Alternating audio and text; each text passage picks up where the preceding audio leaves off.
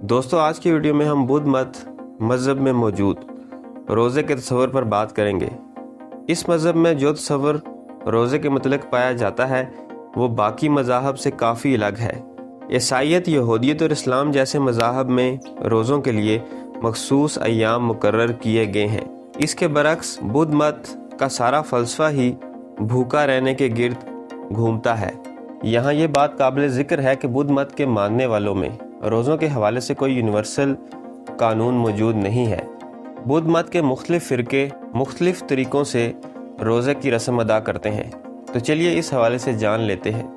Number 1, Buddha मत में हर रोज़ दोपहर के बाद मुराकबा किया जाता है और मुराकबे के दौरान हर मजहबी पेशवा को खाने पीने से परहेज़ करना होती है। यहाँ ये बात काबिल ज़िक्र है कि आम बुद्ध दोपहर के बाद खाना खा सकते हैं। दूसरे किस्म का रोज़ा जो बुद्ध मत में नज़र आता है वो गौतम बुद्ध की तरफ मंसूब किया गया है। बुद्ध मत रवायात के मुताबिक गौतम बुद्ध ने ज़िंदगी गुजारने के लिए म्याना रवि का रास्ता बताया था। इस म्याना रवि को हासिल करने के लिए बुद्ध बख्शु को सख्त तरीन रोज़ों के अमल से गुजरना पड़ता है।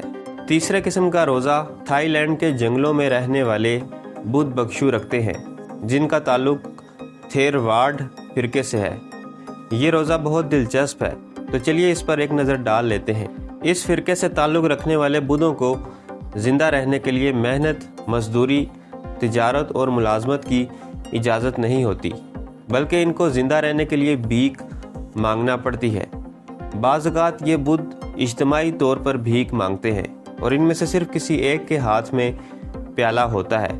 इस तरह एक को कुछ मिल जाए तो वो खा लेता है, बाकी भूखे ही रहते हैं। और ये भूखे बुद्ध बख्शु के लिए इस दिन का रोज़ा तस्वर होता है। नंबर 4, चीन के बुद्ध बख्शु के रोज़े की बात की जाए तो इनके यहाँ रोज़ों की मखसूस तादाद मौजूद है जिनके मुताबिक ये लोग 3, 6 और 8 दिन तक रोज़ा रखते हैं। दोस्तों यहाँ ये सवाल ज़रूर उठता है कि बुद्ध मत के मानने वाले इतने ज़्यादा दिन तक भूखे कैसे रहते हैं, तो हम आपको बताते चलें कि इसके लिए बुद्ध बख्शु खास किस्म की रियाजत करते हैं जिसका यहाँ हम मुख्तसर जिक्र कर लेते हैं। बुद्ध मत में रोज़े का आगाज़ खुश्क रोटी खाकर किया जाता है और फिर रोज़ाना की बुनियाद पर सिर्फ पानी की महदूद मिकदार पी जाती है। इस तरह रोज़े का इख्तिताम दलिए जैसे खाने पर किया जाता है। इब्तिदा में ये मशक थोड़े दिन के लिए की जाती है, लेकिन बाद में दिनों की तादाद में मुतवातर इजाफा किया जाता है। इस सिलसिले का आखिरी मरला 72 दिनों का रोज़ा होता है, लेकिन इसके लिए किसी बुजुर्ग गुरु का साथ ज़रूरी समझा जाता है जो पहले 72 दिनों का मुश्किल रोज़ा रख चुका है। तो दोस्तों ये थी मेरी आज की वीडियो पसंद आए तो चैनल को सब्सक्राइब करें। मिलते हैं अगली वीडियो में। अल्लाह हाफिज़।